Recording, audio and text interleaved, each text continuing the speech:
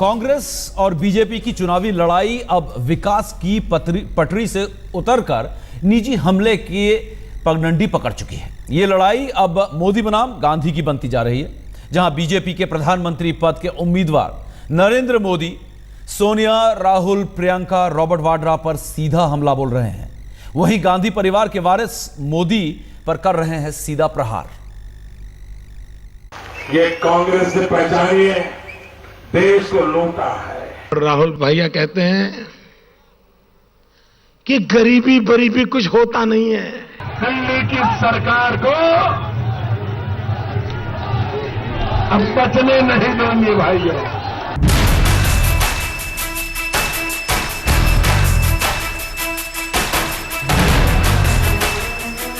निगाहों में दिल्ली का ताज सजता है, नजरों में वोटरों का मिजाज पढ़ने की बेताबी दिखती है और जुबान पर गांधी नेहरू परिवार पर तीखे हमले हैं। देश तबाह किया है मां बेटे की सरकार ने। बीजेपी के प्रधानमंत्री पद के उम्मीदवार नरेंद्र मोदी सोनिया गांधी और उनके परिवार को सवालों के कटघरे में खड़ा करने का कोई मौका नहीं छोड़ते। ये मां बेटे की सरकार ने देश को बर्बाद कर दिया। कहां तो आदर्शों के ऊंचे टीले पर बैठकर जनता की उम्मीदों वाली बात होनी चाहिए थी, कहां राजनीति के दिग्गज एक दूसरे की कमीज को काली बताने में व्यस्त हो गए। मोदी का हमला हुआ तो जवाब गांधी नेहरू परिवार की तरफ से आया, वो भी प्रियंका वाड्रा की तरफ से। कभी आरएसबीसी, कभी दल से देश, तो कैसे हुआ बंदी तो करिए। आज किसी प्राथमिक पाठशाला को थोड़ी संबोधित कर रहे हैं। देश की जनता है, जनता में विवेक है। सच तो यह है कि इस लोकतंत्र के विश्वविद्यालय में वोटर ही सबसे बड़े प्रोफेसर हैं और राजनीति की बड़े बड़े धुरंधर उनके सामने कई बार नौसिखवा छात्र बन जाते हैं। लेकिन यहाँ तो लड़ाई निजी स्तर पर उतरती चली जा रही है। प्रियंका गांधी चुनावी राजनीति में नहीं उतरी है, वो तो सिर्फ अपनी मां और भाई के लिए रायबरेली और अमेठी में चुनाव प्रचार कर रही हैं। लेकिन रायबरेली से निकली प्रियंका की चुभती हुई राय बीजेपी के खेमे में खलबली मचाने के लिए काफी थी। सब समझती है जनता। जनता को अगर आप मजबूत बनाना चाहते हैं, आप शक्ति देना चाहते हैं, अगर आप सत्ता चाहते हैं, तो उनको ये बताइए कि आपके मॉडल में किसानों का क्या वजूद है। आप ये बताइए कि मजदूरों की दिहाड़ी इतनी कम क्यों है आपके मॉडल में। आप ये बताइए आपने महिलाओं के लिए क्या किया है। प्रियंका गांधी वाड्रा जी आजकल अधिक सक्रिय हो गई है। लोकतंत्र में उनकी सक्रियता का हम सम्मान करते हैं, लेकिन उसकी सक्रियता के पीछे एक मजबूरी है। उनके भाई की सक्रियता प्रभावी नहीं हो पाई।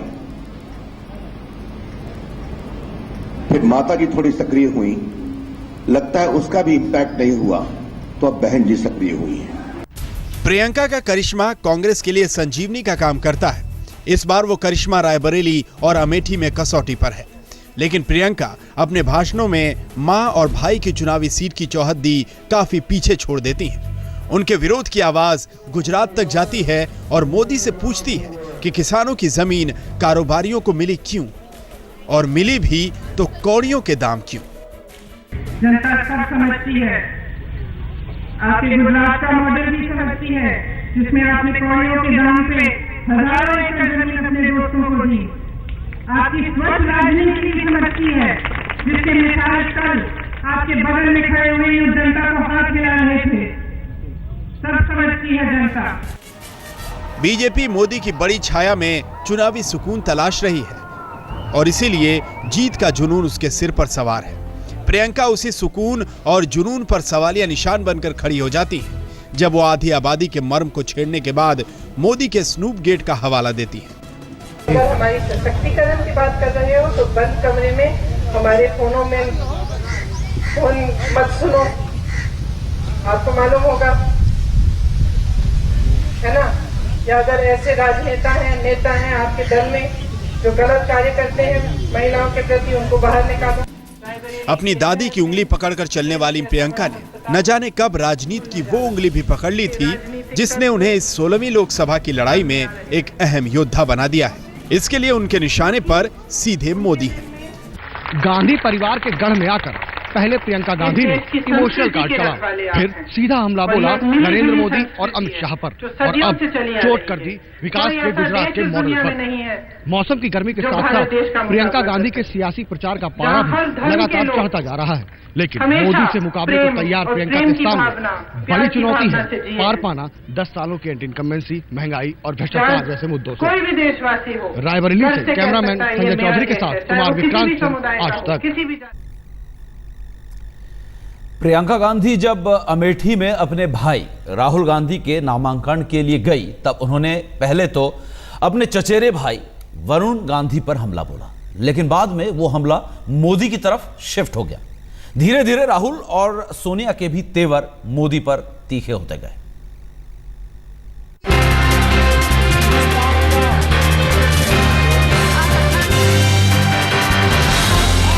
ये कांग्रेस की पहली और आखिरी उम्मीद है।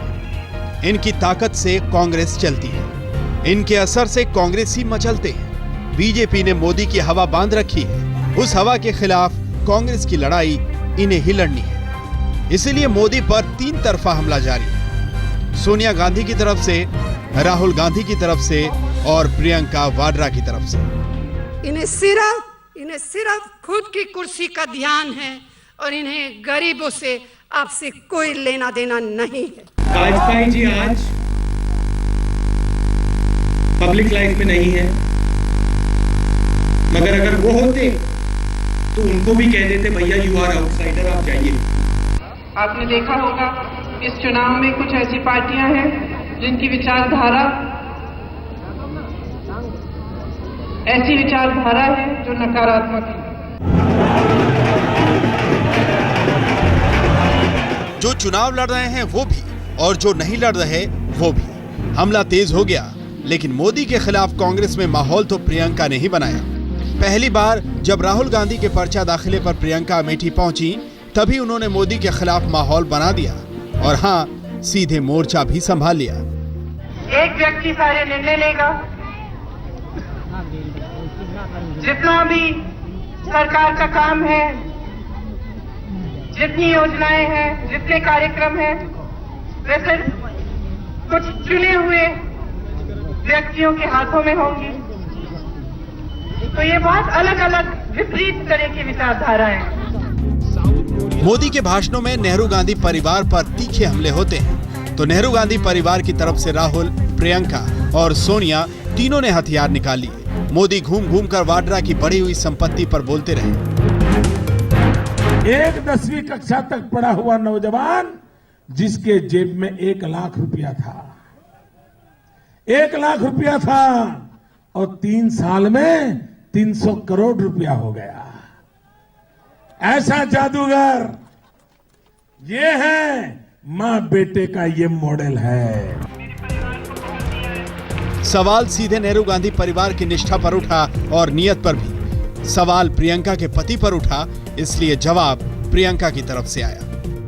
बहुत बातें होती हैं, कठोर बातें, मेरे परिवार को जलील करना, मेरे पति के बारे में बहुत बातें कही जाती हैं, मुझे दुख होता है। मोदी पर हमले के लिए कहीं प्रियंका आगे बढ़ी तो कहीं सोनिया गांधी। हालांकि सोनिया जहां भी बोली, उन्होंने गुजरात के मोदी के विकास मॉडल को ही आईना दिखाने की कोशिश की और इसी बहाने मोदी को घेरने की। खुद गुजरात किस तरह 1,75,000 करोड़ रुपए के कर्ज में डूबा हुआ है। बहुत से गांव के लोगों को पीने का पानी भी अभी तक आज तक नहीं मिला। 5 साल से कम उम्र का हर दूसरा बच्चा कुपोषण का शिकार है। लेकिन राहुल ने अरविंद केजरीवाल की लाइन पकड़ ली। अडानी ग्रुप को गुजरात में मिली जमीन को लेकर मोदी पर हमला बोला तो दोनों की लड़ाई टॉफी बनाम ट्रॉफी में बदल गई। भैया आजकल टॉफी कितने की आती है? 1 रुपए की ना। गुजरात में भैया अडानी जी को 1 रुपए का 1 मीटर जमीन मिलता है। यहां पे आपको 1 रुपए की टॉफी मिलती है, वहां 1 मीटर जमीन मिलती है बड़े बिजनेसमैन को। गुजरात मॉडल नहीं है, ये टॉफी मॉडल है। उनके लिए तो टॉफी मिल गई तो दिन अच्छा चला जाएगा, लेकिन भाइयों बहनों, हमें तो बचपन में टॉफी क्या थी वो तो हमारे नसीब में नहीं थी भाई। हम तो रेल के डिब्बे में चाय बेच करके गुजारा करते थे। हमारे नसीब में तो बचपन में भी टॉफी नहीं थी, लेकिन हमारे ख्यालों में ट्रॉफी जरूर थी, ट्रॉफी। ये लड़ाई 12 मई तक चलेगी, कुछ और तीखे अंदाज में। आज तक ब्यूरो। नेहरू गांधी परिवार की तरफ से हमला हुआ तो जवाब में मोदी भी मुखर हुए। मोदी ने देश की बदहाली का हवाला देकर सोनिया राहुल को निशाने पर लिया।